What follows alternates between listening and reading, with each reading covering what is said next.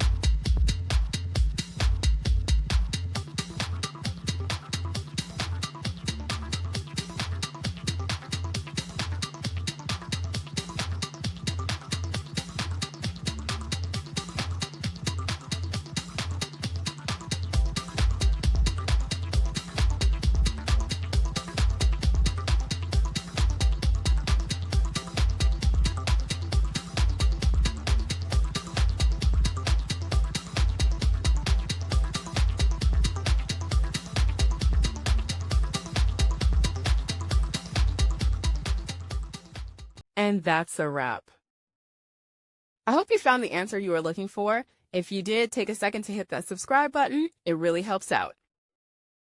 And let me know in the comments which solution worked best for you. See you next time in the debug zone.